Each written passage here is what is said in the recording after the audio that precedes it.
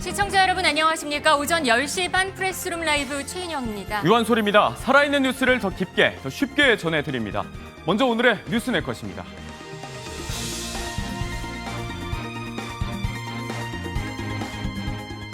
트럼프 대통령이 이란 핵시설 공습 후 발표를 하는 모습입니다. 백악관 이스트룸인데요. 오바마 전 대통령이 오사마 빈 라덴 제거를 말했던 장소입니다. 뭘 의미하려고 했던 것일까요? 분홍색, 초록, 노랑, 검정, 흰색의 5가지 오색 고명의 국수. 어제 대통령과 여야 지도부 오찬 회동 메뉴였다고 하는데 이런 모습이지 않았을까요? 음식은 통합을 얘기했는데 현안에 대해서는 의견이 좀 엇갈렸습니다. 민주당 박찬대 의원이 잠시 후 11시 당대표 출마 기자회견을 합니다. 이재명 정부 출범 후 첫 당대표 선거는 정청래, 박찬대, 이른바 친명 2파전 전망인데 과열 조짐입니다. SM엔터 창립자 이수만 씨와 프랑스 마크롱 대통령이 악수를 서로 주고받았습니다. 왜 만났을까요? K-팝을 만든 사람으로 소개됐다고 하는데 문화 강국 프랑스가 K-팝에 손짓하고 있습니다. 연예계 소식도 오늘 준비가 되어 있습니다. 프레스룸 라이브 지금 시작합니다.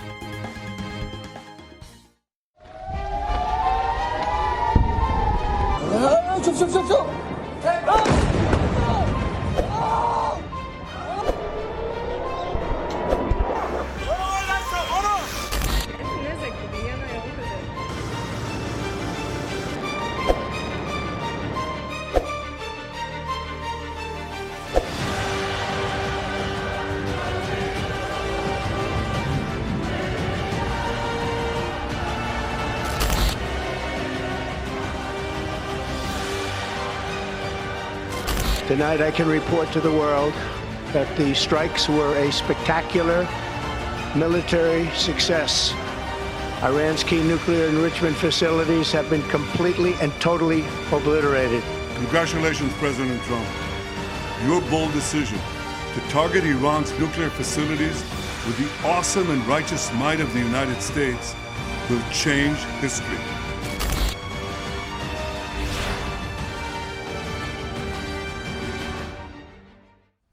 네, 트럼프의 전쟁이 시작됐습니다. 미국이 중동 전쟁에 직접 개입하면서 확전될 가능성이 커졌습니다. 전 세계, 우리나라에 미칠 파장이 만만치 않아 보이는데요. 봉영식 연세대 통일연구원 전문연구위원 나오셨습니다. 안녕하세요. 안녕하십니까.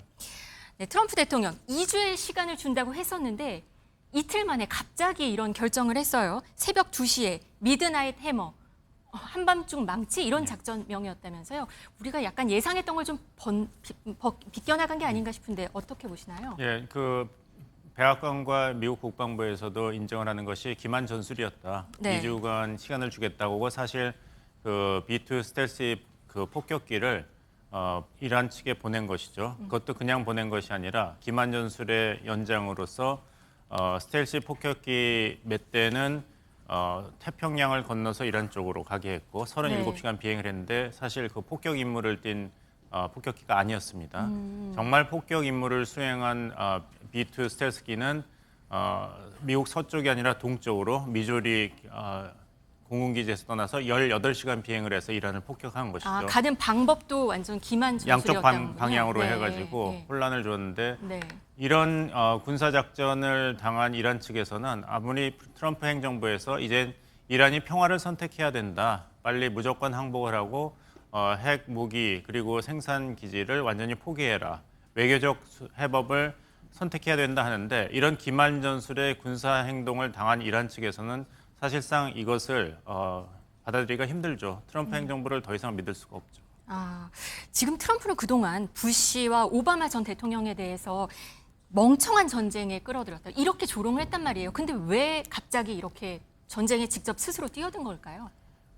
보면은 이제 오바마 행정부 때 JCPOA 포괄적인 행동 협정을 통해서 이란 비핵화를 성취했다 이런 것을 자랑했는데요. 트럼프 대통령이 오바마 대통령에 대해서는 열등감이랄까요? 많이 의식하는 게 있습니다. 그래서 이제 이번에 군사작전 성공했다는 것도 이스트룸에서 굳이 발표를 했고요. 네. 이번에 2011년에 오사마 빈 라덴을 사살하고 그 결과를 발표한 자리거든요. 네. 오바마 대통령이.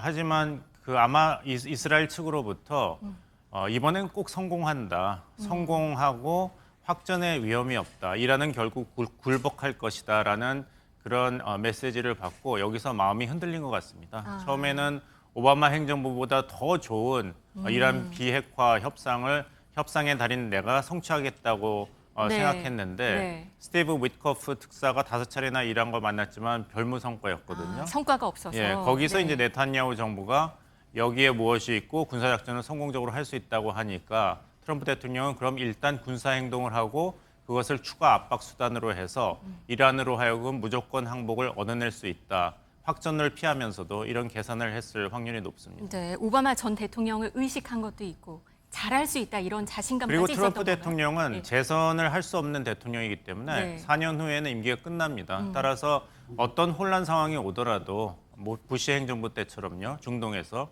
자기 책임은 아닌 것이죠. 그렇군요. 이 네타냐후 이스라엘 총리가 오랫동안 사실 미국을 좀 끌어들이려고 했었잖아요. 아까 말씀하신 대로 네타냐후 총리는 일단 트럼프는 딜메이커, 약간 협상을 잘한다. 네타냐후 총리의 별명은 체스 그랜드 마스터란 말이에요. 체스를 잘한다. 네. 결과적으로는 네타냐후 총리가 이겼다 이런 얘기도 있어요. 승자는 결국 네타냐후 총리냐. 예, 그렇습니다. 대단한 반전이죠. 처음에는 이제 네타냐후 총리가 해외 정상으로는 처음으로 트럼프 이기 백악관을 방문했지 않습니까? 네. 그 정상회의를 가진 외국 정상인데 그때 이란 핵시설 공습에 대해서 미국의 지원을 요청했는데 트럼프 대통령이 그때는 거절했습니다. 네. 왜냐하면 트럼프 대통령을 지지하는 마가 세력에서 미국을 더 위대하게 만들려면 다시 위대하게 만들고 미국 우선주의 외교 정책을 하려면 이런 중동의 군사 개입을 미국이 해서는 안 된다 얘기를 했거든요. 네. 근데 아까 말씀드린 대로 5차례 핵 협상이 불발로 끝난 다음에는 아무래도 이제 성과를 내야 된다. 그래서 세계 모든 나라가 미국을 두려워하는 그런 분위기를 조성해야 된다는 생각을 트럼프 대통령이 한 것 같습니다. 네. 본보기를 보이는 것이죠. 이란에 대한 군사 행동을 함으로써 더 이상 트럼프는 말을 세게 하지만 결국에 가서는 치킨다. 발을 빼더라. 관세 폭탄도 그렇고 네. 이번에도 이란에 대해서 군사 행동은 말은 크게 하지만 못할 거다. 이런 것을 불식시키기 위해서 한 번은 정말 군사 행동을 해야 된다. 이렇게 결정한 것 같은데 네. 금도를 넘었기 때문에 아까 말씀하신 대로 이제 판도라의 상자가 열렸습니다. 그래서 이제 그러면 북한에 대해서도 한밤에 망치를 때릴 것인가? 뭐 중국에 대해서도 한밤에 망치를 때릴 것인가? 역설적으로 보자면 이번에 이란에 너무 센 카드를 너무 빨리 사용했기 때문에 미국의 다른 목표, 중국 견제라든지 북한 비핵화, 러시아와 우크라이나 전쟁 종식 압박 여기에 대해서는 미국의 영향력이 앞으로 굉장히 제한됩니다. 그럴 거로 보시는군요. 오늘 아침에 트럼프 대통령이 SNS에 올린 글이 있어요. 아까 말씀하신 마가였잖아요. 이걸 미가로 바꿨어요. 메이크 이란을 더 예. 위대하게 이란을 이런 다시 위대하게. 그런 말을 했단 말이에요. 어쩌면 이게 이란의 정권 교체를 암시한 것 아니냐 이런 해석도 있을 수 있어요. 더 전쟁을 하게 될까요? 더 깊어질까요? 그건 이제 트럼프 대통령에게 달려 있습니다. 이번 사태를 본다면 지난번 관세 폭탄, 미국 해방의 날 선언도 그렇고 트럼프 행정부의 외교, 안보, 경제 정책은 트럼프 대통령이 결정하는 것입니다. 나머지 내각 관리가 그다지 영향력이 없다. 네. 오히려 외교 비선 라인을 쥐고 있는 마가 운동의 그런 주요 세력이 트럼프 대통령의 귀를 잡고 있다. 이것이 잘 드러났습니다. 왜냐하면 이란 핵 위협이 얼마나 어느 수준인가에 대해서는 CIA 국장하고 국가안보 실장하고의 그런 보고가 달랐거든요. 네. 그래서 기자가 거기에 대해서 질문을 했더니 나는 상관 안 한다 이런 얘기를 했어요. 그리고 나서는 이스라엘의 이런 첩보에 기반한 군사행동 명령을 했거든요. 그렇다면 트럼프 대통령의 귀를 누가 잡고 있는가, 트럼프 대통령이 어떻게 결정하느냐에 따라서 앞으로도 4년 동안 미국의 이런 외교 정책이 결정될 것인데 네. 이제는 세계가 미국 정부가 무슨 얘기를 해도 믿을 수가 없습니다. 왜냐하면 J.D. 벤스 부통령과 피트 헤그세스 국방장관은 우리는 이란 레짐 체인지를 원하지 않는다. 확전도 원하지 않는다.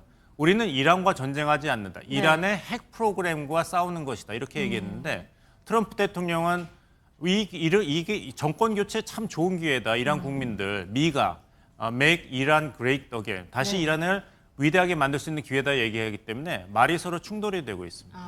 앞으로 어떻게 될지 좀 더 봐야겠네요. 근데 이번에 등장한 무기 중에 벙커버스터라는 게 있어요. 이게 지하에 핵시설을 폭발하는 위력을 갖고 있는 건데 이렇게 되면 북한 입장에서도 어떤 의미하는 바가 있을 것 같아요. 북한이 좀 압박을 느끼지 않을까라는 전망이 있거든요. 뭐 긴장은 하겠습니다만은 저는 그 북한이 오히려 안도를 할 것이다 이렇게 보는 것이 네. 한밤의 망치를 여기저기 다 때릴 수는 없는 것이죠. 그렇다면은 미국의 악몽이 다시 살아나게 됩니다. 이라크에서 17년 전쟁을 하고 네. 아프가니스탄에서 20년 전쟁을 하고 과거의 전쟁들이. 네. 2021년에 겨우 철수를 했는데 다시 중동에 개입된다? 그러면은 북한에 과연 벙커버스터를 다시 투하하고 북한과 무력 충돌을 한다면은 미국 내 국민들이 이것을 용납을 안 하죠. 특히 트럼프 지지층에서 분열이 일어나게 됩니다. 네. 이렇게 강경책으로 나올 수 있는 거는 내년 11월 중간 선거 때까지입니다. 그 이후로는 트럼프 행정부가 레임덕 현상을 겪을 수도 있고 국민들도 이런 굉장히 혼란스러운 외교안보 정책 때문에 트럼프 대통령에 대한 지지를 철회할 가능성이 높습니다. 북한도 이걸 알고 있을 것이고요. 네. 제일 중요한 거는 이란과 북한에 대한 트럼프 대통령의 태도가 아주 다르죠. 이란에 대해서는 계속 일기 때부터 적대적인 태도를 견지했고 이란도 네. 그랬죠. 네. 하지만 김정은 위원장과는 잘 지내고 있다는 것이 트럼프 대통령의 일관된 태도였기 때문에 이란의 벙커버스터를 보내는 확률이랑 북한의 벙커버스터를 사용하는 확률은 굉장히 차이가 있습니다. 차이가 있다. 근데 일단 중동의 이 전쟁은 우리 경제의 영향도 크잖아요. 북한도 있지만 경제 영향도 크단 말이에요. 지금 국제 유가 같은 경우에는 지금 현재 한 배럴당 79달러 정도 하죠. 근데 이게 130달러, 150달러까지 갈 수 있다는 전망이 나와요. 어떻게 보세요? 네, 굉장히 엄중한 그 현실은 맞습니다. 네. 그렇지 않아도 경제가 어려운데 세계 원유 수송의 35% 그리고 LNG 세계 수송의 33%가 호르무즈 해협을 통하는데 이란의 국가 최고위원회가 이제 호르무즈 해협 봉쇄를 결정했죠.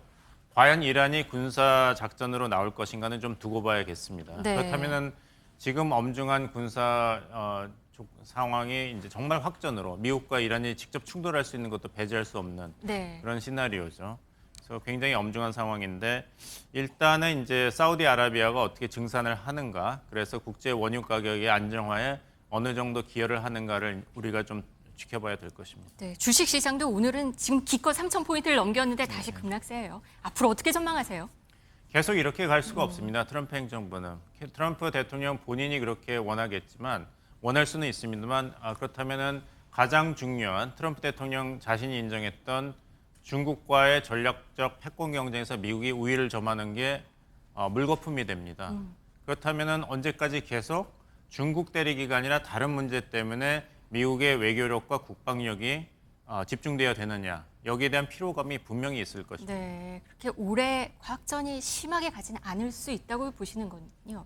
지금 일단 그리고 마지막으로 이재명 대통령이 이 중동 정세 불확실성을 얘기하면서 나토 회의는 참석하지 않기로 했어요. 이건 어떻게 해석할 수 있을까요? 아쉬운 결정입니다. 이 기회에 이재명 대통령께서는 내가 누구의 얘기를 들었을 때 그것이 맞았고 내가 누구의 조언을 들었을 때 그럴듯했지만 틀렸는지를 평가해보는 기회로 삼는 것이 좋을 것 같습니다. 이미 물은 엎질러졌으니까요. 나토 정상회의에서 IP4, 인도 퍼시픽 네 나라, 한국, 뉴질랜드, 호주, 일본이 초청받았는데 만약에 트럼프 미국 대통령이 나토 정상회의에 참석을 안 한다던가 이 IP4와의 회의가 없다면은 한국 대통령이 가지 않는 것도 큰 문제는 없습니다. 하지만 다른 IP4 회원국들은 다 나토 정상회의에 참석해서 미국과의 이런 안보 협력을 이야기했는데 한국만 빠진다면 아까 말씀드린 대로 트럼프 대통령의 귀를 국방부 장관이나 CIA 국장이 다 잡고 있는 것이 아니라 비선을 통해서 한국 정부는 중국의 조종을 받고 있다. 진보 정권은 중국의 조종을 받고 있다. 이런 얘기가 자꾸 흘러나오고 백악관 성명에도 나오는데 IP4에서 딱 한국만 빠졌습니다. 그렇다면 이런 잘못된 편견이 해소되기보다는 더 심화될 가능성이 있는데 이재명 대통령이 나토 정상회의에 가지 않기로 결정한 것은 성급했다. 이런 것을 다 챙겨본 다음에 나토 정상회의 일정을 다 챙겨본 다음에 발표를 했어야 되는데 아무래도 아직 정부가 완전히 구성이 안 됐기 때문에 여러 가지로 이제 구멍이 있었던 것 같습니다. 판단이 있었겠죠. 그런 시그널은 나오지 않도록 해야 될 것 같습니다. 중동 판도 변화가 여러 우리 경제에 미칠 악영향도 많은데요. 이걸 또 최소화하기 위해서 정부 대응 역시 한치의 좀 불편함이나 아니면 소홀함이나 없어야겠습니다. 지금까지 봉영식 연세대 통일연구소 연구위원 나오셨습니다. 고맙습니다.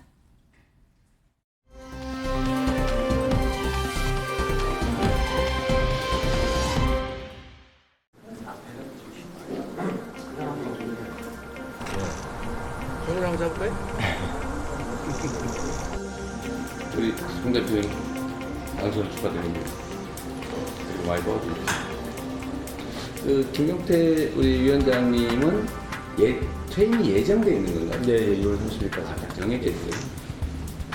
아무래도 좀 밀도 있게 말씀을 좀 들어보면 원내교섭 관지만 따로 뵙는 게 좋을 것 같아서 제가 좀 서둘러 뵙자고 부탁을 드렸습니다. 이재명 정부가 올바른 정책을 추진하고 또 국민을 통합하기 위한 노력을 한다면 국민의힘도 적극적으로 협력하겠다는 말씀을 드리겠습니다.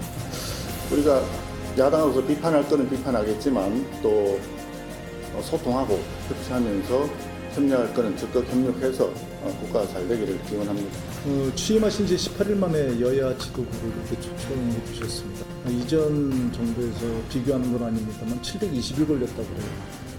대통령께서 협치에 대한 진정성을 볼 수 있을 것 같습니다. 네, 보신 것처럼 주말인 어제 점심에는 한남동 대통령 관저에서 이재명 대통령과 여야 지도부 간 첫 회동이 있었습니다. 이 이야기로 이어가 보도록 하겠습니다. 서재현 더불어민주당 국민소통위 부위원장 그리고 이준우 국민의힘 대변인 두 분 나오셨습니다. 어서 오세요. 안녕하세요. 취임 18일 만에 성사된 첫 회동이었습니다. 일단 눈길을 끌었던 부분부터 살펴보자고 하면 이 대통령이 후보 시절부터 계속해서 착용해왔던 이 통합의 코드 넥타이, 붉은색과 푸른색이 혼합된 형태, 그리고 또 점심 메뉴는 오색 고명에 올라간 국수였다고 알려지고 있는데 식탁에까지 통합의 메시지가 좀 올라온 것 같습니다. 부위원장님? 네, 그렇습니다. 단순히 이제 색깔만으로 평가할 수는 없겠죠. 그러나 이제 상대에 대한 배려와 또 의지, 표현할 수 있는 것을 이제 색깔로도 표현할 수 있기 때문에 넥타이뿐만 아니라 음식도 오색 국수로 해서 그런 자세에 있어서는 이제 어느 한편의 대통령이 아니고 대한민국의 통합의 대통령, 대한민국의 진짜 대통령이라는 것을 표현하면서 이제 경청하겠다. 그리고 그 결과도 18일밖에 취임되지 않았기 때문에 당장 어떤 성과가 보이지만 차근차근 계속 소통해 가는 연장선이라고 이해해 주시면 될 것 같습니다. 네. 기념사진을 봐도요, 이제 서 있는 순서를 보면 대통령을 중심으로 양쪽에 이제 여야 지도부가 섰는데 오른쪽에 송원석 원내대표, 그 옆에 김용태 비대위원장, 야당 의원들이 야당 지도부가 이제 오른쪽에 섰고 김병기 원내대표 겸 당대표 대행이 왼쪽에 섰습니다. 통상 이제 대통령 오른쪽을 상석으로 보는데 이 부분도 손님 맞이 차원의 양보로 볼 수 있다. 이런 해석도 있었고 또 이제 야당 대표들의 발언에 메모를 하면서 경청하는 대통령의 모습도 볼 수가 있었다. 이런 보도도 이어졌습니다. 다만 이런 야당 대표들의 발언에는 온도차가 좀 있었던 것 같습니다. 일단 김용태 비대위원장의 목소리 듣고 오시죠. 제가 7가지 정도 좀 제언을 드리고 싶어서 정리를 좀 해왔습니다. 좀 말씀을 정중히 한번 드려보겠습니다. 첫째는 경제 성장, 민생 문제입니다. 둘째로 외교 및 안보 문제입니다. 세 번째로 인사 문제입니다. 넷째로 사법부의 독립 문제입니다. 다섯째는 국가개혁 과제입니다. 여섯 번째는 서울 부동산 대책입니다. 마지막으로 국가 시스템 개혁입니다. 오늘 이 자리가 국가의 방향을 함께 수기하는 협치의 장이 되기를 바라겠습니다.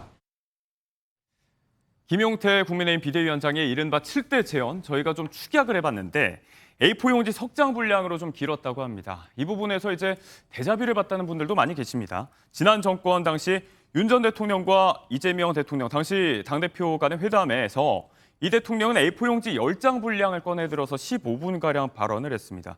이 때문에 이제 나보단 짧았다 이렇게 대통령은 얘기를 했다고 하더라고요.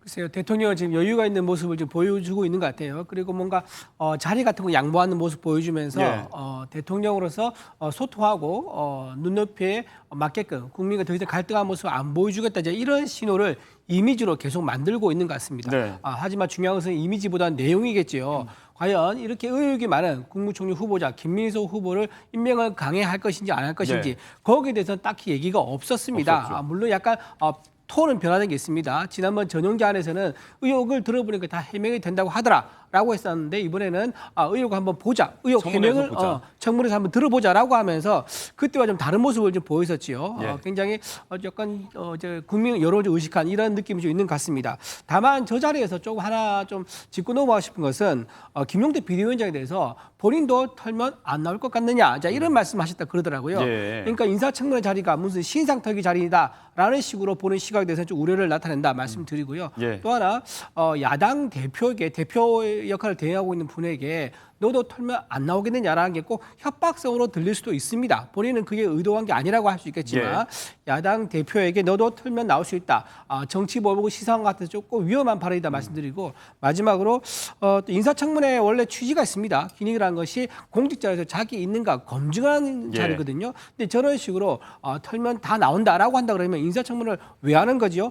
인사청문회를 해가지고 나오는 의혹 또는 해명된 의혹이 경중을 따져가지고 검증을 하자마자 그러니까 판단을 어떻게 할 것이냐 이런 것들 하자고 인사청문회를 하는 건데 그런 취지를 공감하지 않으시는지 털면 다 나온다 이런 식으로 말씀한 것은 굉장히 부적절하다고 말씀드립니다. 일단 지난 정권에 유일하게 있었던 야당 대표와의 회담과 달랐던 점도 여러 가지가 있는데 단순히 비교를 해도 이제 18일과 720일 기간의 차이가 좀 많이 나긴 했죠. 대통령실이 아니라 주말 관저에서 초청한 오찬 형태로 진행이 됐다는 점도 눈길을 끌었고 당시에는 이제 이재명 대표의 15분가량의 발언들 대부분이 받아들여지지 않으면서 오히려 불통 논란을 더 키운 게 아닌가 이런 비판도 있었는데 지금 대변인께서 말씀하신 대로 이 부분이 이제 어떻게 다를지는 앞으로 봐야 되는 거 아니겠습니까? 지금 또 다른 것이죠. 사실 그 데자뷰는 이제 정반대인 거잖아요. 그러니까 이재명 대통령께서 당시 야당 대표일 때는 총선 승리하고 나서 민심을 전달한 겁니다. 2년 동안 만나지 못한 민심, 그 누적된 민심을 전달하기 때문에 15분이 걸린 것이고 지금은 김용태 이제 야당인 것이죠. 야당 대표는 7분 만에지만 민심 전달보다는 본인의 이야기를 하고 싶었던 거잖아요. 그러니까 국힘 같은 경우에는 계속적으로 이재명 대통령의 그전 사법 리스크잖아요. 그러니까 대통령의 신분에서는 당연히 재판은 중지되고 사내로 돌아가서는 재판이 당연히 열리는 것을 그것을 계속적으로 공격 아닌 공격을 하니까 저렇게 문제 제기를 하는 것이다. 이런 말씀을 드리고요. 윤석열 정부와는 분명히 다르죠. 700일 동안 만남을 18일 동안 이게 정상적인 것인데 이제는 이제 앞서 대변인께서도 그 변화가 있었다잖아요. 그건 김민석 총리 신뢰를 하는 것입니다. 그러나 야당이 공격 아닌 공격을 계속 하다 보면 청문회가 내일 이틀 있으니 그 이틀 동안에 국민들에게 검증을 받고 여론을 들어본 후에 결정하겠다는 원론이 아니고 답변을 하신 거잖아요. 정답을 말씀하신 것이기 때문에 저는 여러 가지 뭐 요구도 있고 뭐 야당으로서 공격이나 어떤 제안 뭐 비판도 있겠지만 겸허히 수용할 부분은 경청의 자세는 준비되어 있다는 말씀도 거듭 강조드리겠습니다. 네.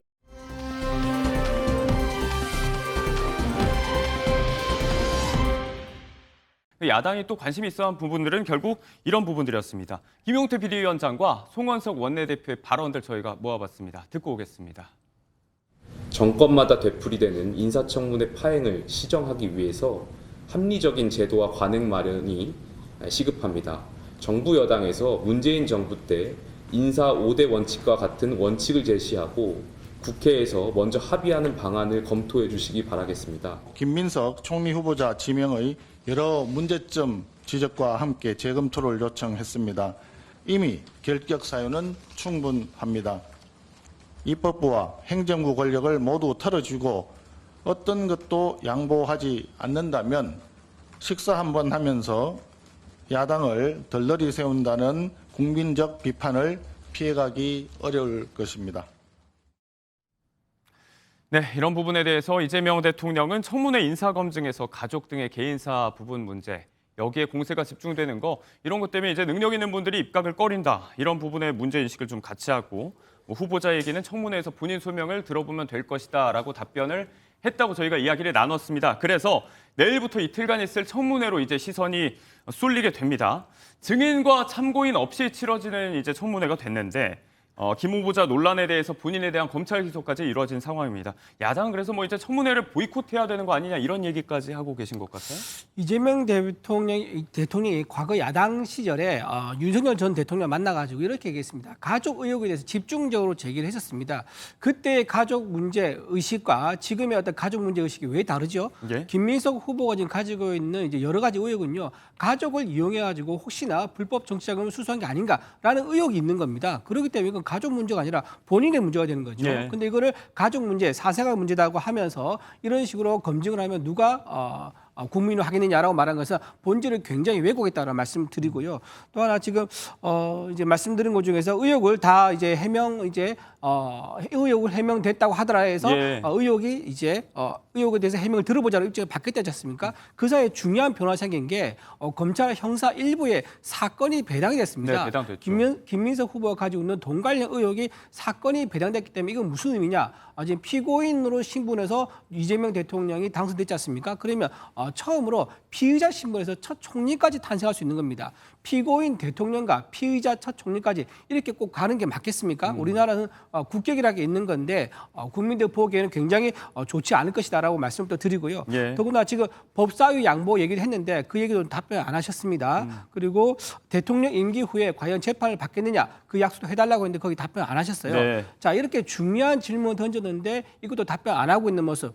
지금은 이제 불통의 이미지가 과거에 윤석열 전 대통령에게만 있었다고 할 수 있지만 지금 이 문제 본인과 본인 정권에 관련된 문제에 대해서 답변 안 하고 있기 때문에 예. 머지않아 이 문제도 곧 이재명 대통령의 불통 문제로 치환될 수밖에 없을 것이다. 이게 불리한 문제를 피하는 것은 결국 불통인 거고 불통이라는 것은 국민들의 보기에는 지난 이제 윤석열 대통령과 예. 차별점이 전혀 없는 그런 대통령으로 기억될 수도 있다고 말씀드립니다. 이렇게 좀 현안에 대한 시각이 달랐는데 이 부분에 대해서 하나도 양보가 이루어지지 않는다면 뭐 식사 자리에 들러리 세운 거 아니냐. 송원석 원내대표가 이런 이야기까지 했다고 하는데 저희가 이제 청문회로 이야기를 완전히 넘어가려고 하니까 지난 회동에 대해서는 앞으로의 좀 정부의 행보, 추가 회동도 좀 지켜보는 걸로 하고 넘어가도록 하겠습니다. 일단 증인이 없이 이렇게 치러지는 청문회가 됐기 때문에 어쩌다 이렇게 된 건가 저희가 좀 따져봐도 괜찮을 것 같은데 주진우 의원이 오늘 아침 한 라디오 방송에 나와서 가족에 대한 소환 요구는 없었다. 사적 채무 관련해서 4명에 더해서 이제 출판 기념회 부분이 쟁점이 되니까 출판사 관계자 이렇게 1명, 5명만 지금 소환 요구를 한 건데 민주당이 받아들이지 않았다 이렇게 이야기를 하더라고요. 그래서 국민의힘에서는 그렇게 주장하고 있고요. 우리 민주당 측 전용기 의원 같은 경우는 국민의힘에서 전처까지 이야기하고 어떤 분은 배우자를 불러야 된다는 분도 계속 주장했다는 겁니다. 그리고 나서 그 마지막 날에 오후 5시에 다시 간사간에 협의를 최종적으로 합의를 하자고 했었는데 나타나지 예. 않았다. 그래서 결론적으로는 이 프레임 자체를 김민석 총리에 관해서 의혹 제기만 한 상태에서 계속적으로 해소가 되는 상황이다 보니까 국민의힘에서 의도적으로 이제 그런 프레임을 거는 것이 아니라 상당히 우리는 의구심 있게 보는 것이고요. 네. 앞서 가족 문제 제기할 수 있죠. 그러나 역시나가 돼야 됩니다. 역시나. 그러니까 혹시나가 아니고 역시나가 돼야지 가족을 부를 수 있는 것이지 김건희 여사처럼 대통령도 아닌데 대통령 행세를 하고 여러 가지 고가적인 물건을 받았지 않습니까? 네. 그리고 주가 조작도 음성이 나왔는데 이것을 외면했을 때 이제 국민들께서 심판해서 우리 이재명 당시 야당 대표가 문제 제기를 한 것인데 김민석 후보 같은 경우는 가족 처에 대해서 의혹이 없는 거잖아요. 그러니까 전처 결혼한 상태에서 이혼해서 자녀 양육해서 했다는 거잖아요. 예. 그리고 여러 가지 해명 자체를 한 그것을 믿지 않다 보니까 그런 신뢰에 대해서 그거를 서로 확답이 없는 상태이기 때문에 국민의힘에서 의도적으로 그 청문회를 이제 조금 파행으로 이끄는 그런 과정의 하나라고 보는 것이죠.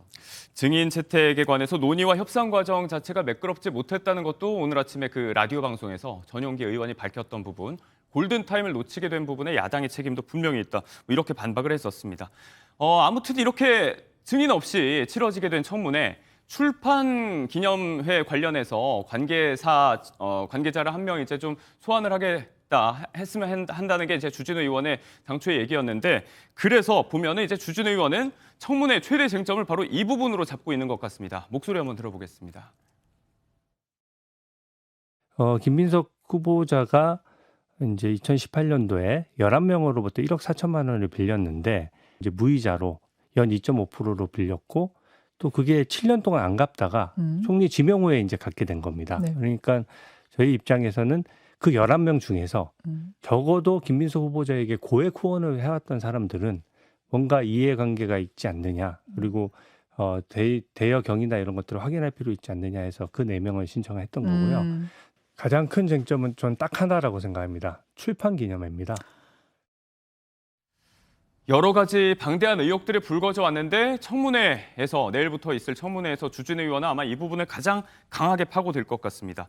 소득과 지출이 맞지 않는 이른바 8억 원이 빈다. 여기에서 이제 전처가 되줬다는 자녀 유학비 2억 원을 제외하더라도 6억 원이 남는데 출판 기념회라든지 조의금이라든지 이런 부분들의 재산 신고가 누락된 게 일단 국민 눈높이에 맞지 않는다.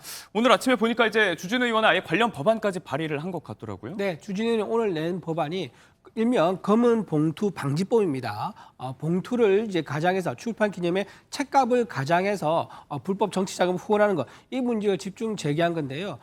기존에 저는 이제 국회에서 보좌관으로 한 18년 근무했었습니다. 그래서 제가 출판 기념회를 좀 많이 봤었는데 보통 이렇게 합니다. 봉투에다가 10만 원 정도 드립니다. 그리고 실제 책은 10만 원씩 가져오지 않고 한두 권 정도 가져오는 거죠. 이렇게 해서 의원들, 동료 의원들이 서로 품앗이 하듯이 나도 출판 기념회 뭔지 알 줄 모르니까 이렇게 서로 나눠주는 이런 건 분명히 있습니다. 있는데 자 10만 원씩 넣었다 해서 국회의원 300명이 줬다고 합시다. 그러면 3천만 원이겠죠. 여기서 더 수익이 들었다 하더라도 한 5천만 원 정도 될 겁니다. 그런데 6억이 전부 다 출판 기념회에 들어왔다고요? 이거는 상식적으로 납득이 안 되는 거죠. 이거는 굉장히 어떤 이문투성의 돈이고 검은 돈일 가능성이 굉장히 많다. 예를 들면 어떤 목적을 가진 부정한 청탁을 이제 잠재적으로 가지고 있는 사람이 출판 기념회 책값이라고 하면서 거액의 봉투를 담았을 수도 있다. 그런 문제가 있기 때문에 이걸 좀 따져보자는 겁니다. 그래서 핵심 증인으로서 출판 기념회 사장을 불러서 이 과연 책이 얼마나 나갔느냐 따져보고 그때 당시 출판 기념회에서 봉투 들어온 거 봤느냐 그리고 얼마 들어왔는지 같이 옆에 정산했느냐 등등을 같이 따져보자는 거죠. 그 문제이기 때문에 이거는 굉장히 중요한 포인트가 될 것 같습니다. 지금 김민수 후보가 스스로 이게 통상적으로 국회의원들이 받는 출판 기념회 자금이 들어왔다고 스스로 얘기했단 말이에요. 그렇다면 민주당에서는 통상적으로 출판 기념회로 5억, 6억 이렇게 받는다는 얘기가 된 것 같은데 이건 굉장히 큰 문제가 될 수가 있습니다. 그래서 이거는 그냥 넘어갈 수 없는 문제가 되는 겁니다. 검은봉투법이라고 이름을 붙였는데 이제 연상되는 법안 이야기가 있죠. 정치 자금의 음성적인 유통 통로를 막겠다는 건데 사실 이 부분이 출판 기념회, 강연료 투명한 방식으로 운영은 되었다라는 말씀을 해주셨지만 이런 부분들이 이제 암암리에 그간 현실 정치인들 간에 좀 판도라의 상자 같이 여겨진 부분이 있었는데 이런 부분을 까고 들자고 하면 안 곤란할 정치인들이 있겠냐 이런 일각의 주장도 있는 것 같아요. 그렇죠. 이게 한 20년 전부터 문제 제기된 거고요. 공교롭게도 21대 주진 의원도 있었습니다만 그때는 발의 자체가 되지 않았었죠. 그냥 저도 개인적으로는 이런 부분은 개선돼야 되는 것인데 이것을 출판 기념회를 검은 봉투법으로 해서 한다는 건 저는 동의할 수는 없는 것이죠. 그런 논리면 주진우 아들 같은 경우는 한 10대 시절에 7억을 받았잖아요, 증여. 그러면 10억에 대한 증여 정도 됐으면 세금만 하더라도 6천 공제하면 2억 정도입니다. 그럼 2억의 증여를 아들이 내야 되는 겁니다. 근데 10대 아들이 2억이 어디 있어요? 그러면 7억의 정도 있는 상태에서 자기 아버지에 관련된 증여 물론 있을 수도 있죠. 그러면 이것을 검은 손자 증여법이라고 명명하면 안 되는 것이잖아요. 그럼 증여법에 대해서 개선하면 증여법 개선 그리고 출판 기념회도 문제 있습니다. 지금 현행법 같은 경우에도 지금 소득으로 신고할 의무가 없는 거예요. 그렇기 때문에 저는 소득에 관련해서 그리고 출판 기념회에 대해서는 개선할 건 있지만 이것을 검은 봉투법으로 제정해서 그리고 지금 주진우 의원이 지금 여러 가지 악의적인 포인트가 있기 때문에 저는 조금 문제 제기할 수 있는 이준우 대변인의 반박은 잠시 후에 들어보고 저희가 지금 박찬대 전 원내대표가 당대표 출마 선언하는 현장 잠시 연결해서 목소리 들어보겠습니다.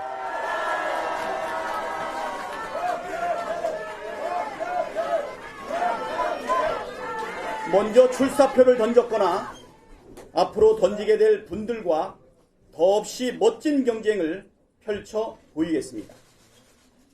상대를 존중하는 경쟁, 동지임을 재확인하고 더 좋은 해법을 찾아가는 경쟁, 그래서 상처가 남지 않고 결속력이 강해지는 경쟁을 승패보다 더 중시하겠습니다. 다른 도전자도 같은 생각이리라 굳게 믿고 있습니다. 당원들의 기대와 요구도 다르지 않다고 판단합니다. 무엇을 고민했고 어떤 확신이 들어서 당대표 출마를 결심했는지 설명드리겠습니다. 국회의석 과반을 차지하고 있는 거대 정당 120만 권리 당원과 이재명 대통령을 보유한 강력한 집권여당의 대표라니 저 박찬대가 그럴 자격이 있는지가 첫 번째 고민이었습니다. 답을 찾기 위해 제게 물었습니다. 지난 1년 맞닥뜨린 고비마다 무엇에 좌우되었는가?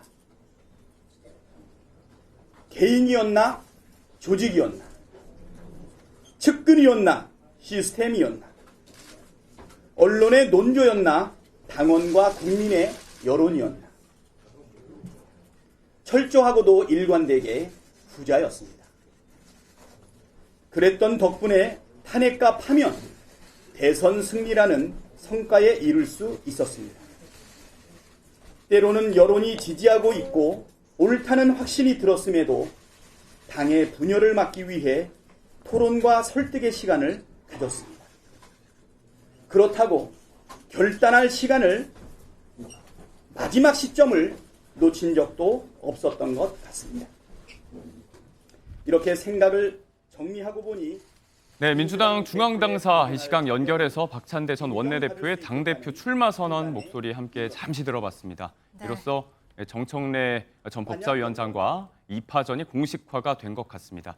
이 이야기를 저희가 마무리하기 전에 조금 전에 이제 대변인께서 잠시 또 아들 의혹 관련해서 반박을 하신다고 했으니까 목소리 잠시 들어보겠습니다. 네, 주진우 의원 이제 아들 얘기하니까요. 저는 이제 김민수 후보 이제 자녀 얘기를 안 할 수가 없습니다. 김민수 후보 자녀가 2019년에는 재산 신고 내용에는 0원이었습니다. 예. 하지만 5개월 뒤인 2020년 5월에 총선에 당선되고 나서 예금이 1억 5천이 있다고 신고했습니다.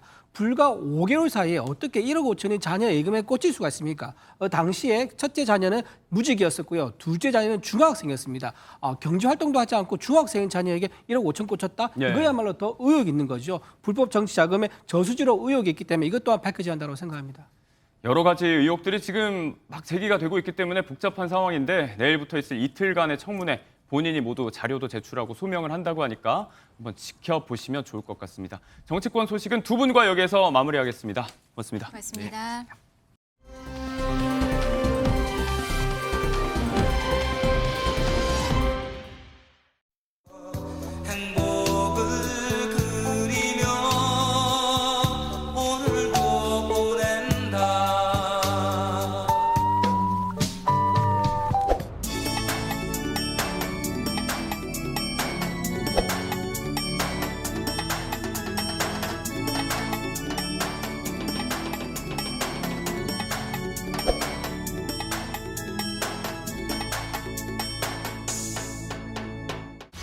저는 1997년 어려운 여건 속에서 1호 K-팝 아이돌인 H.O.T를 해외로 진출시키면서 혼자서 꿈을 꾸면 한낱 꿈에 불과하지만 다 같이 같은 꿈을 꾸면 그것은 새로운 미래의 시작이다.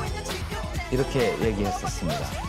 제가 프로듀싱하는 문화를 통해서 전 세계의 한국어도 알려지게 되고 또 문화의 힘으로 경제를 살리고 이로 인해서 우리의 삶이 즐겁고 풍요롭고 행복해지는 데 기여했다고 저는 그렇게 생각합니다.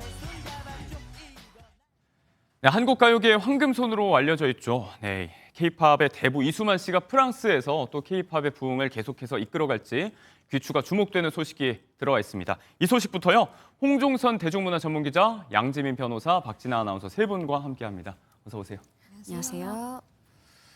SM엔터테인먼트 설립자로 알려져 있습니다. 이수만 씨의 깜짝 근황이 전해졌습니다. 프랑스에서 마크롱 대통령을 만났다고 또 접점도 만들어졌다고 하는데 이거 무슨 얘기인가요? 네, 이 이수만 대표 사실은 이제 SM엔터테인먼트의 예전의 수장이었죠. 그런데 이제 카카오와 하이브 사이의 경영권 분쟁에서 한국에서 일선에서 물러났어요. 예. 그다음에 미국에 가서 엔터테인먼트 세운다고 했는데 이제 처음에는 이 이름이 아니었는데 지금은 A20 엔터테인먼트 에 다시 키 프로듀서로서 활동을 하고 있거든요. 예. 그런데 사실 이제 중국에서도 걸그룹을 냈는데 이게 미국 라디오에서도 성과를 내고 요즘 좀 글로벌해서 중국, 미국에서 활동한다는 얘기는 들었는데 이번에 예. 유럽까지 간 겁니다. 마크롱 대통령을 엘리제궁에서 만났는데 이때 당시 행사에서요. 오늘날의 케이팝을 만든 사람이다 이렇게 소개가 됐고요. 네. 그리고 마크롱 대통령 또한 뛰어난 기업가이자 창작자, 프로듀서라는 점을 잘 알고 있다. 예. 이렇게 이제 반응을 했는데 심지어 여기서 그냥 만났다 해서 끝인 게 아니라 우리 프랑스 파리에 현지 사무소 만들어 달라 예. 이런 제안을 마크롱 대통령이 했고 실제로 구체적인 실행이 지금 옮겨지고 있는 것으로 보이는 게 프랑스 문화부 장관에게 예. 실제로 이거 사무소 만들어라 이런 지시까지 내려졌다고 하네요. 진짜 그도 그럴만도한 게 실제로 파리에서 한류 열풍이 굉장히 엄청나게 불고 있다고 하는데 말씀하신 대로 이제 장관에게 구체적인 지시까지 있었으니까 논의가 좀 구체적으로 더 이루어질 것 같아요. 맞습니다. 저도 이제 칸 영화제 가느라고 이렇게 비행기 환승하고 이럴 때 조금 이제 저가 항공, 그러니까 낮은 거 하느라고 막 1박 2박을 파리에 살 때도 있었어요. 근데 예.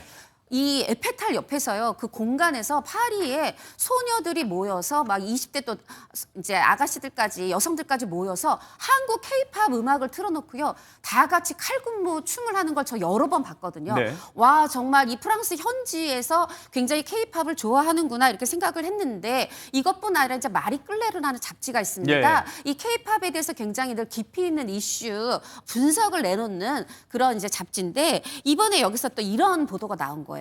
이 프랑스를 열광시키는 한국의 음악 현상이다 해서 이제는 네. 더 이상 무시할 수 없다면서 뭘 무시할 수 없느냐. 뭐 예를 들어서 블랙핑크가 콘서트를 한다? 그럼 이게 프랑스 언론에서 헤드라인이 되기도 네. 하고 그리고 방송 한국 케이팝의 콘서트가 이 프랑스 제2채널에서 콘서트가 중계 방송이 되는 겁니다. 뿐만이 아니라 이런 얘기를 했어요. 또 다른 전문가, 이 분석 전문가가 뭐라고 얘기했냐면 K-팝을 보면 사람들이 노래만 배우는 거에 그치지 않고 네. 그 아이돌들 옆에 있는 문화적, 사회적 맥락을 알고 싶어 하고 그러면서 한국어 공부까지 하고 있다. 그러면서 음식에까지 빠져들고 있다. 더 이상 K-팝은 무시할 수 없는 하나의 현상이다 얘기하고 있는데 네. 이런 어떤 국민들 사이에서 일고 있는 움직임을 마크롱 대통령이 제대로 읽었기 때문에 저는 이 현지 사무소 얘기까지 나왔다 이런 생각을 해봤습니다. 이제 K컬처 자체가 여러 분야에 대한 연결고리가 돼주고 있기 때문에 여러 분야에서 또 촉매제가 긍정적인 촉매제가 될 수도 있을 것 같습니다. 이수만 씨 이야기를 조금 더 하자면 저희가 계속해서 소개해드렸지만 뭐 앞서 들었던 H.O.T라든지 뭐 유수의 아이돌을 만들어냈던 SM 출신의 창립자로 알려져 있는데 지금은 회사를 나와서 다른 회사를 차리고 있어요. 조금 전에 기자님께서 설명을 해주셨지만 이 과정이 어떻게 진행이 됐었던 건지도 좀 의문이에요. 원래는 이제 SM 엔터테인먼트의 수장이었죠. 예. 그런데 이 SM 엔터테인먼트가 카카오와 하이브 간의 경영권 분쟁으로 사실 비화됐던 적이 있습니다. 네. 그때 당시에 카카오도 많은 정말 자본력을 투입하고 하이브도 물러설 수 없다라고 해서 우리가 일명 쩐의 전쟁이다라고까지 이제 일컬어지기도 했었고요. 네.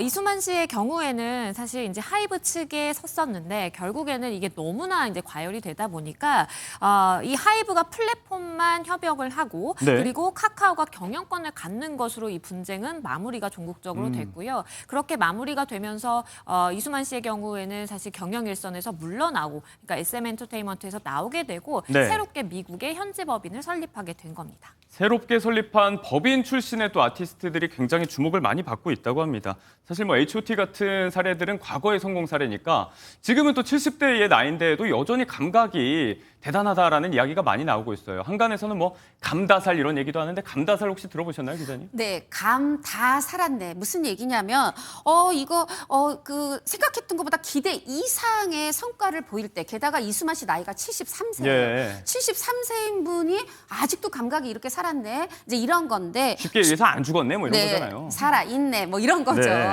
그런데 이 중국에서 걸그룹을 만들었어요. 근데 말씀드렸던 것처럼 이제 이 자신들의 엔터테인먼트 이름을 아예 걸그룹 이름에 넣었어요. 예. A20 메이, A20 5월 이런 이름으로 냈는데 중국에서도 뭐 폭발적 인기일 뿐 아니라 이미 미국 시장에서도 네. 라디오 차트에 오르는 등 벌써 성과를 보이고 있습니다. 지금 나오는 이 그룹들은 보니까 예전에 H.O.T 모습 그대로 빼박은 것 같은 그런 모습도 보이는데요.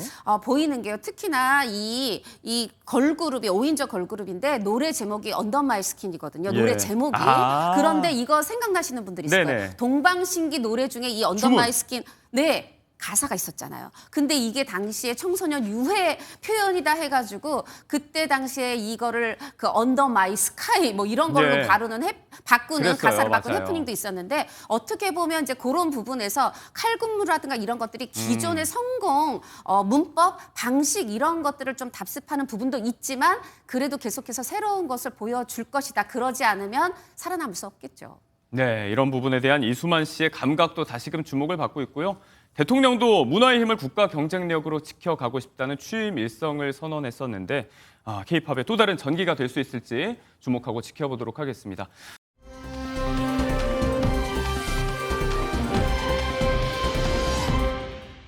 자, 다음 소식입니다.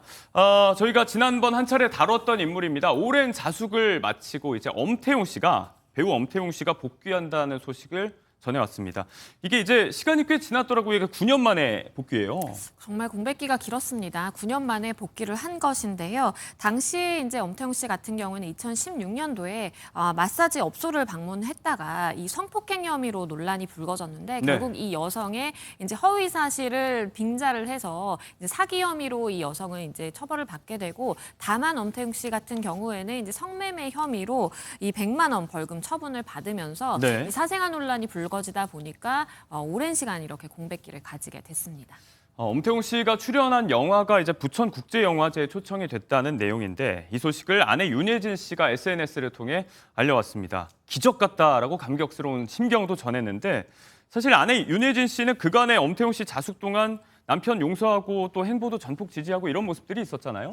맞습니다. 뭐 이번에도 그렇고 그 전에도 특히나 이제 2020년에 제가 와이프인데요. 제가 용서했으니까 남의 일에 더 이상 말하지 말아주세요. 이제 이런 얘기를 했어요. 이 이제 마사지 업소 논란이 2016년이었고 그런 남편을 지지하는 글이 2020년이었어요. 아마 아내인 윤혜진 씨 입장에서는 4년이면 충분히 자숙했다고 생각이 든 것 같고 내가 옆에서 지켜보니까 충분히 자숙한 것 같다. 나 이제 용서한다 이런 얘기를 했는데 아내 입장은 이해하지만 저는 이게 조금 조심스러운 게 요번에도 마찬가지고요. 이 영화 이제 복귀 소식 알리자마자 당일날 이런 기적 같은 뭐 순간을 맞게 해줘서 감사하다 이렇게 얘기를 했는데 이게요 자충수가 될 수 있어요. 뭐냐 하면 남편 윤태웅으로서 용서하는 것과 우리는 대중연예인 배우 엄태웅을 맞이해야 되는 거잖아요. 그런데 이렇게 먼저 용서하고 먼저 웃으면 대중은 오히려 우리의 용서를 좀 강요하는 느낌도 들 수 있고 오히려 가족이 나중에 웃어야 대중이 먼저 반겨주고 웃은 다음에 감사합니다 하는 또 이런 신중함도 조금은 있지 않을까 싶은데 물론 이 윤혜진 씨가 지금 만 9년을 기다려온 마음을 생각하면 이 기쁨 또 거기다가 이 누나인 엄정화 씨도 눈물의 이모티콘과 하트를 올리는 마음은 충분히 알지만 조금은 또 대중의 마음도 생각해 주면 좋겠고 그래서인지 이 글이 기적 같다. 이 얘기가 글이 삭제가 됐어요. 아마도 주변에서 조금은 여러 사람들 대중의 시선을 생각하라 이런 조언이 있었던 게 아닐까 제가 생각을 해봤습니다. 이 지점에서 저희가 좀 생각해 볼 부분인 것 같아요. 이게 논란이 불거졌을 때도 그렇고 이번 소식이 전해졌을 때도 말씀대로 갑론을박에 좀 분분했는데 자, 아내가 용서를 했기 때문에 더 이상 왈가왈부하지 말아야 된다. 이런 반응에 더해서 그래도 이제 이걸 소비하는 건 시청자들 본인의 몫인데 우리가 꺼려질 수 있는 거 아니냐 이런 반응도 존재하는 것 같아요. 네, 연기 활동을 중단하고 오랜 기간 자숙 활동을 지켜온 엄태웅 씨. 복귀 소식에 누리꾼들은 오랜 시간 기다린 보람이 있다. 너무 반갑다라는 여론이 존재했는데요. 하지만 한 온라인 커뮤니티에서는 아직도 예전 사건이 떠오르고 불쾌하다. 아내의 용서와는 복귀와는 다른 것 같다라는 의견이 존재를 합니다.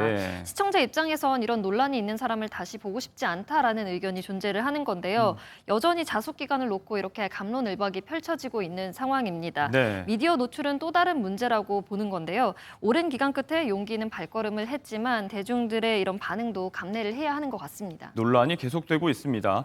관련 기사 댓글창도 보면 이제 의견이 좀 분분한데 이런 가운데 아내 윤예진 씨가 SNS 글 조금 전에 이야기하신 그 글은 지웠지만 또 다른 메시지를 통해서 좀 소신을 밝힌 거 아니냐 이렇게 해석이 되는 부분이 있습니다. 어떤 문구를 인용했다고요? 그렇습니다. 그러니까 일어난 일을 내가 선택할 수는 없지만 어떻게 반응할지는 내가 선택할 수 있다. 자신의 태도를 인간은 선택할 수 있는 것이다라는 취지의 이제 글을 올렸는데 이것이 뭐 엄태웅 씨 사건이라든지 복귀 관련한 글이다라는 이제 언급은 없었지만 대중이라든지 이제 외부에서 보기에는 그러한 본인의 심경을 에둘러서 좀 표현한 것이다라는 이야기가 나옵니다. 네.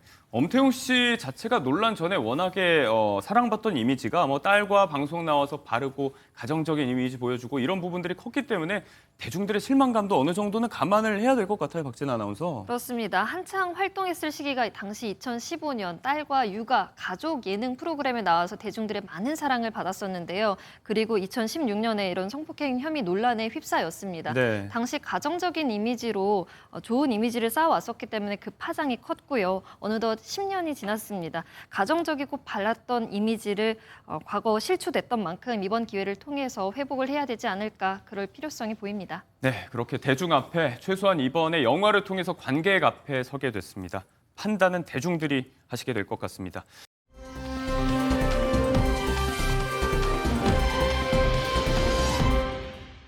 이 대중의 시선으로부터 자유로울 수 없는 게 연예인의 숙명이라고 하죠. 슈퍼스타 가수 이효리 씨 역시 여기에 대해서 자유롭지 못한 것 같습니다. 과거 발언이 하나 재조명이 되면서 역시 또 누리꾼들의 목소리가 분분한데 이건 또 무슨 이야기일까요?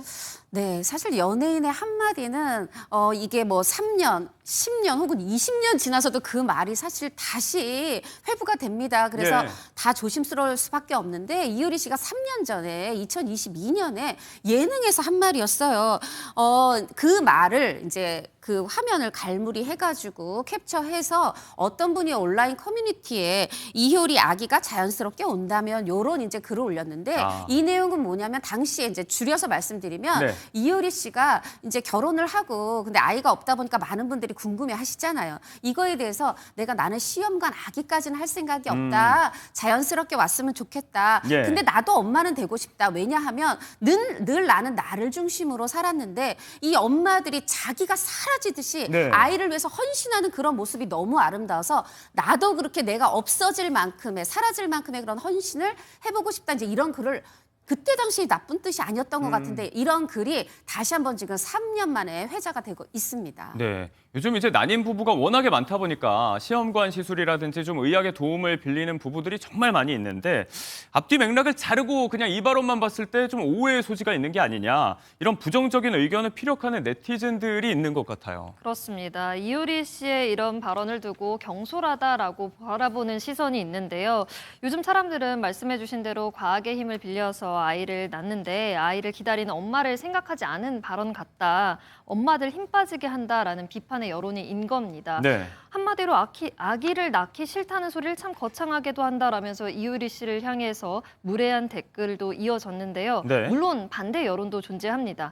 이효리가 시험관 하는 게 잘못됐다고 한 게 아닌데 왜 그를 제대로 이해하지 못하냐. 다 각자의 선택인 것 같다. 자연스럽게 아이를 원한다는 건데 댓글이 왜 이런지 모르겠다라는 누리꾼들의 반응도 있었습니다. 한 사람의 생각을 이렇게 내비치는 것이 연예인이라는 이유만으로 대두되고 또 여론의 문매를 맞는 상황인 것 같습니다.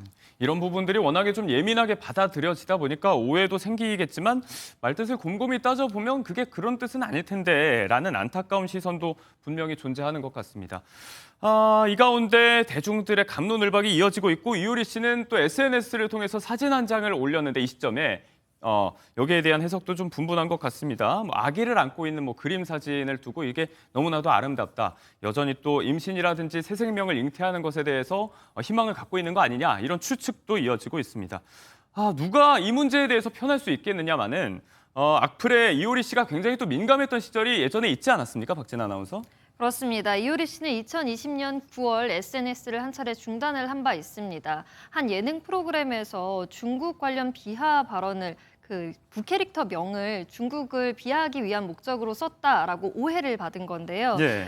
그래서 이효리 씨는 그게 아님을 밝혔지만 네티즌들의 비난은 계속 이어졌고 그래서 이 SNS를 차단을 한 바 있습니다. 팬들과는 다른 방식으로 소통을 하겠다면서 SNS를 차단을 했고 3년 만에 2023년에 다시 SNS 활동을 재개한 바 있습니다. 예전에 또 방송에서 과한 억측으로 힘들어하는 이야기들을 또 토로한 바 있는데 우리가 온라인상에 이런 이야기할 때마다 항상 변호사님께 같은 질문을 드리는 것 같아요. 과한 악플, 인신 공격들 자제해야 되지 않겠습니까?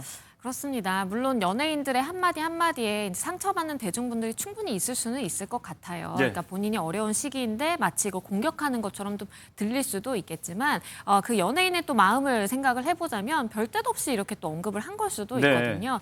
다만 많은 대중의 사랑을 받는 직업이니만큼 연예인 스스로도 좀 발언할 때 조심해야 되겠고요. 네. 그러한 연예인을 공격하는 대중의 입장에서도 자칫 잘못하면 처벌받을 수 있으니까 조심해야 되겠습니다. 네, 받아들이는 입장을 생각한다면 연예인도 사람이다. 이 부분을 우리가 늘 도의적으로 인식을 해야 될 것 같습니다. 연예계 소식까지 세 분과 함께 나눠봤습니다. 여기에서 인사 나누겠습니다. 고맙습니다. 감사합니다.